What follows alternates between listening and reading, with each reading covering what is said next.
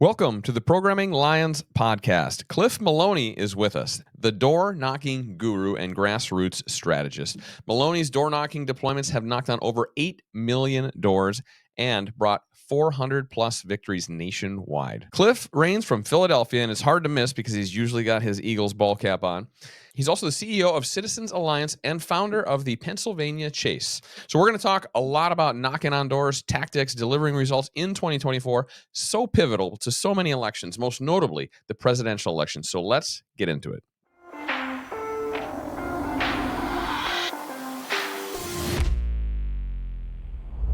Cliff Maloney, welcome to the Programming Lions podcast. It's great to be here. You may be one of the most instrumental people in this recent election, door knocking in Pennsylvania, the biggest swing state of all of them. What was your major inspiration to become a change maker with door knocking? So 2016, I worked for Rand Paul in Kentucky. So Rand was running for president, and I had always kind of gotten involved in organizing and trying to recruit people. But what I realized was the left had volunteers and paid ground game. The right, we only had volunteers.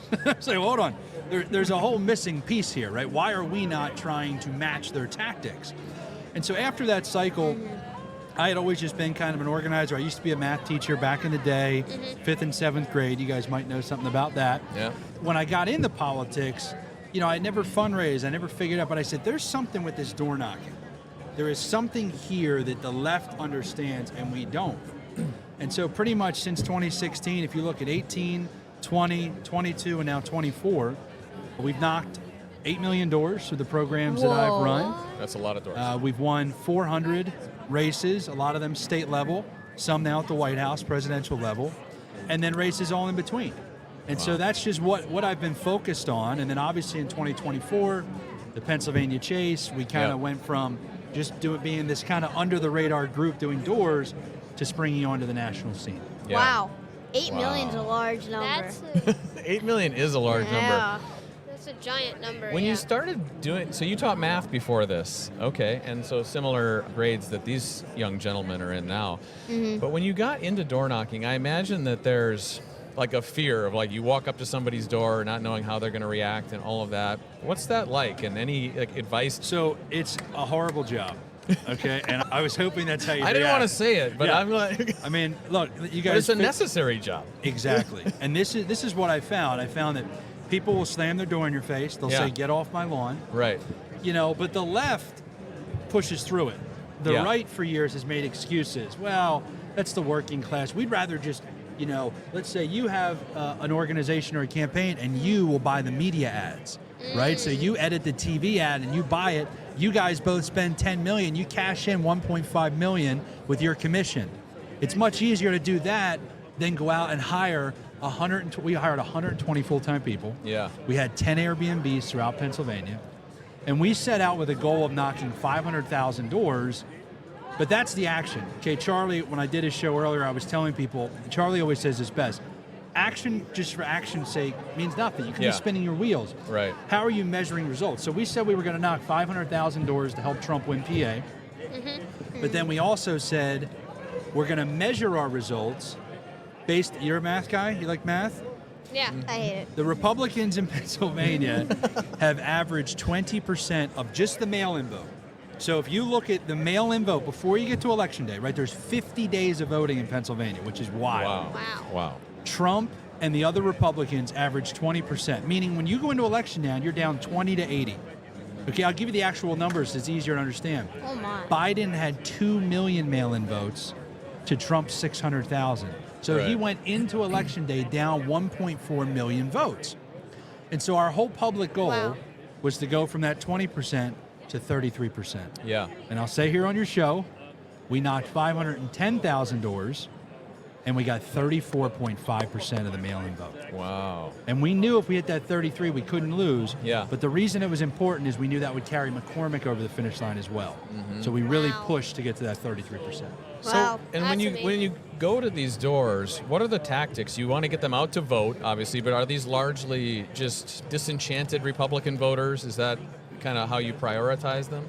So there are two phases. And if you want me to go into the weeds, I will. Feel free to pull me out of them. Not too deep. There's 2 phases. The first phase is you're trying to get people to request a mail-in ballot. So in certain states, everybody gets sent a ballot, right? All registered voters. In Pennsylvania, you still have to request it. You have to request it. So you have to really? manually send in a form that says, hey, you don't have to have a reason. It's not an absentee where you have to be military.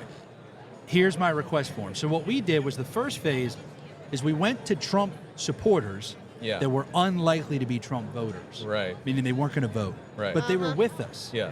And we said, hey, here's this request form. Yeah. We've already pre-filled it out. Just sign it. Yeah. We'll send it in, and you can get your request sent in. Right. And then a ballot will be sent to you.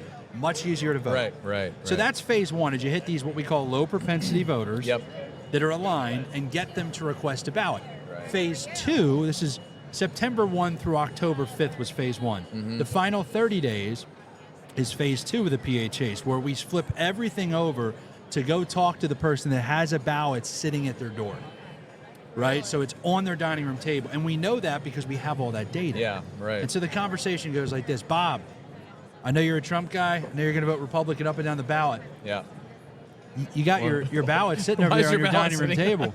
Can you commit to sending it in today? Yeah. And Bob would say, oh, gosh, yes, I'm so sorry. I've been meaning to get it filled out. Yeah. That's great. Bob, I'm going to come back in 4 days. We're checking with the clerk. And if you don't have it in, don't worry. We'll come back and remind you in a friendly way. Right? Yeah. We're not threatening. But we'll come back and remind you. He's like, oh, gosh, really? You know, how do I get you guys to stop coming back? Just vote. Just do it. Yeah. Just do it. The Democrats, we got a hold of their training slides. Yeah. And they call it the power of annoying the voter. Right. Which sounds horrible. So they actually publicly call it a reminder campaign. Right. But that's the strategy that you have to match to be able to win. Yeah. Yeah. Wow. That's really cool. So what was your most memorable person that you... You know, there's so many great stories about some of the door knockers, these Airbnbs. It really is a nice culture and environment. You guys are too young for me to make a fraternity reference, and I know that comes with negative connotations, but you're living in community. You know, you're there, there's 10, maybe 15 or 20 people in some of these Airbnbs. Yeah. This is what a day looks like for a door knocker, okay, if you guys ever come to work with us. You get up, 9:30, 9:15, we have our morning meeting. They get assigned their walk book for the day, and it's all on their phone. So you know, it's all GPS. It looks like Google Maps. Yeah. And it tells you where you're going and who you're talking to at the door. They can take a lunch break at 1 o'clock. So they're knocking their first door by 10. They have a lunch break at 1.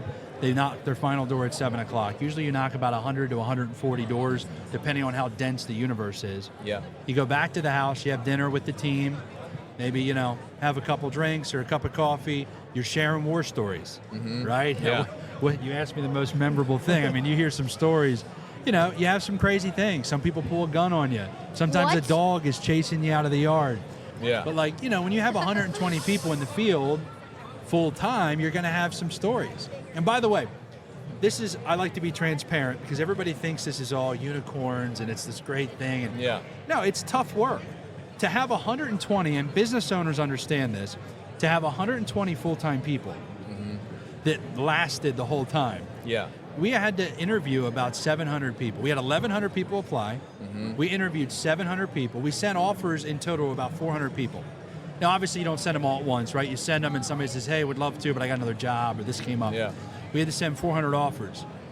We locked in 180 people with signed contracts. 20 of them never showed up. 20 of them showed up and lasted a day, and they're like, this isn't for me. Yeah. And then the rest of them dwindled down until we were left with about 124 was our final so number. you kind of had to hire with attrition expectations. Really? And when you do programs like this, and you just have the experience of knowing it's going to happen, it doesn't mean we're failing. The left has worse attrition than us. Yeah. But you just have to account for that. These consultants that are like, we've got 120 people that are coming. I'm like, all right, well, you're going to end up with 80. Like, what are you talking about? Have you ever run a program before? It's also such a difficult job, I imagine, and it's not for everybody. It's like some people want to get into sales because sales makes money. When they do it, they realize it's not like a good match for them. And so I imagine door knocking can be similar. Yeah. And the elements, depending on where you are. I mean, Pennsylvania was pretty beautiful this time of year. We've done door knocking in December and May. We've done door knocking here in Arizona in August. It's brutal. Yeah, we talked to some neighbors in September, October here, and it was hot. Yeah, it was pretty hot here in Phoenix. It is hot here until the end of October. Who do you think is going to stand in the way of DOGE and their success? Well, you know what? Maybe first of all, you're a fan of DOGE, right? Die hard. I think DOGE is the greatest opportunity. I'm 33 years old. I think DOGE is probably the greatest opportunity in my life in terms of actually reforming government. Yeah. You have a president who was shot in the face, so he's motivated. Yeah. You have Elon Musk, who is the richest man in the world, who Smartest. wants, and I was going to say Vivek, who's, I would argue, one of the smartest. And they are coming in, and I just think there is this opportunity like nothing we've ever had before for us to truly make some reforms. There are two people who have a choice. And right now, Mike Johnson and John Thune, the Speaker and the Majority Leader, okay, they have an opportunity here. There is going to be a battle between DOGE and the swamp. Yeah. Yeah. And right now, you've got Elon Musk, you've got Trump, you've got Vivek, you've got Ron Paul, a lot of these other people on the side of DOGE, the Freedom Caucus. Yeah. But then you have the swamp over here. Yeah. And the swamp is not going to want these DOGE reforms to happen. Yeah. And It so doesn't the- align with their personal best interests in a lot of cases. So the option for Johnson and Thune is, do you become some of the most prolific, memorable, historic speakers and majority leaders, or do you side with the swamp? Yeah. And I'm here to tell you guys, because I like to be a realist, Yeah. don't get your hopes up. It's the most pressure, and it's the closest we've ever been. Yeah. But look what happened yesterday. I mean, it was good that we stopped the CR, but the fact that Mike Johnson put the CR forward. Yes. Hello. Boys, do you know what was in that? You know more about this than I do, No, but I haven't they heard about basically any of this. wanted to give themselves raises and better health care. So they put together a spending package that had What? that had hidden in it raises and health care benefits for politicians. Yeah, and That's they made insane. they made themselves immune to J6 committee. They were giving them like an immunity pass. Yeah. But this is what they do, though. The trick is, and you guys, let's say Dad runs for Congress one day, right? Let's say he's in D.C. and they're going to shut down the government on December 20th. Well, all of a sudden, or December 24th, right? Well, you guys are sitting at home. You want Dad to come home for Christmas. Yeah. Yeah. Right? So you, your mom, calling Dad, when are you coming home? And they run this psyop. It's almost dystopian, where they get these people to pretty much cave to anything. Yeah. And there are these huge spending bills that are all corrupt, carve-outs, people's buddies own companies, and they give them money. And they never stop it because there's not enough time to read the bill, and they want to go home. Yeah. Well, Grok has changed that, the AI system on Twitter, on X. Yeah. Really? Because it allows you to read the bill. If I went on Grok right now and I typed in, give me the basic egregious parts of this spending bill, it would give you some pretty crazy stuff. Yeah. And that's all new. We've never been able to have a defense against their playbook. Well, it was 1,500 pages. Like Really? you can't realistically read something like that and understand it in a couple of I days. would never want to read like that much No, just to like pass a freaking bill. Yeah, And then we're- there might be something in it that you like, and then there might be something you don't like, and you're like, well, I really want to vote for this, but I don't want to vote for Imagine that. having 2 days to read 1,500 pages. That's I can't insane. read a 60-page newsletter or book in a week. I'm a math guy. I struggle. I had a conversation. We had a door knocker come by, and he was pushing for a Democratic candidate in Arizona, and I went back and forth with this guy so long that he actually got the candidate on the phone with me. And I said, look, if you go to Washington, we all want like basic things from you guys. I want you to represent us. Here's what we want. We want term limits for all of you. We want balanced budget or you can't run again. We want single bill legislation, and we want understandable legislation. If you guys can just do that. So you guys, right? Dad should run for Congress. Believe me. Like that- There's only like 5 people in D.C. to understand this. Correct. You're trying to like trick us into what we're going to get. And so, nonetheless, none of them vote for those things because it's against their own self-interests. However, they were hired by us to represent us. And so that's the big hypocrisy that goes on with most politicians. And I say Republican politicians, just about as bad. So Yeah. I just did Jack Posovic's show, and that was the biggest applause I got from the crowd. I said, right now, the enemy's not Democrats, folks. Yeah. It's the rhinos in the Republican Party. Yeah. Let me just segue real quick. So I typed in the Grok, what's the craziest part of the current spending bill? And literally, disaster aid, which is what they're using, they dangle these things. Yeah. Like, you're against disaster aid? You're a monster. You can't not vote for disaster aid. And then the second That'd be one, terrible. obviously the pay raise. Yeah. Right? So the pay raise, it's like you guys really tried to ram through a pay raise Yeah. after the mandate that we want to reform D.C. Tone deaf. It's kind of like we studied the Inflation Reduction Act, which was really a climate bill. It doesn't have anything to do with inflation. It actually increases inflation. So we've talked about that before on a podcast. So Bill naming is probably one of the most corrupt things in that town. it's unbelievable. It's like you have a bill to defund. I don't know. You have a bill to fund all the stadiums, right? Yeah. And these corporate crony handouts. Yeah. And they call it the defund the stadium bill. It's like, wait Yeah. a second. You're literally Hold funding up. them all. Yeah. But it's like the Patriot Act, right? It was tough to vote against the Patriot Act after 9/11, Yeah. but we pretty much gave up all of our rights to privacy, our Fourth Amendment. The government can spy on us unilaterally without a warrant, but you got to vote against the Patriot Act. It's tough to do. It takes Can't do courage. that. Can't do that. Well, What else you got? I mean, he basically answered the last two. We could probably go on with you for hours about all of the challenges of everything going on in Washington. DOGE, I am really hopeful. I agree with you. This is why I applied, and we can connect offline about this, but I think we have this narrow window of opportunity to really, really make change. And I look at these two guys, and I don't want them to be in a more difficult spot than we already know that they're on in terms of how affordable a house is going to be, a car. Can they have a family where both parents Right. aren't required to work just to survive? And so essentially, we're concerned about getting Gen Alpha back on track. I have one more question I'm Okay. really interested in. Because, as you can tell, me and Max are getting more and more into politics and stuff. So, what's your take with kids being or starting to join politics?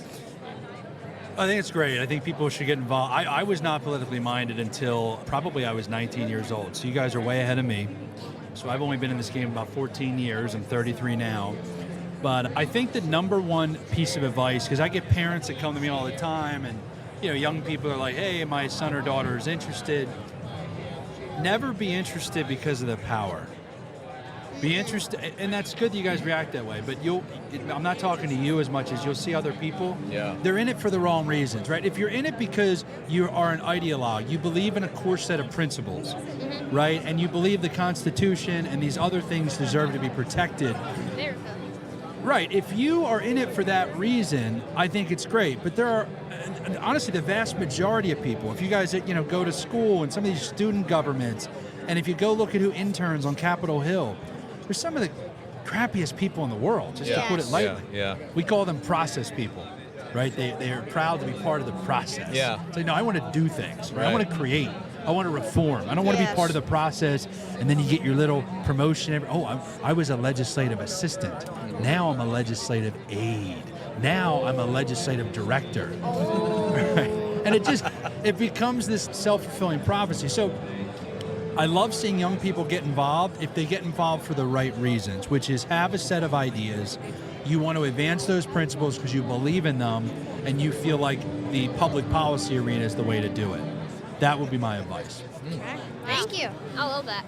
That's good advice. Do you have time for a fun section? The rules are that you have to answer them as fast as possible with no explaining. The rules are fair. 3, 2, 1, go. Okay, what is the coolest invention in your lifetime?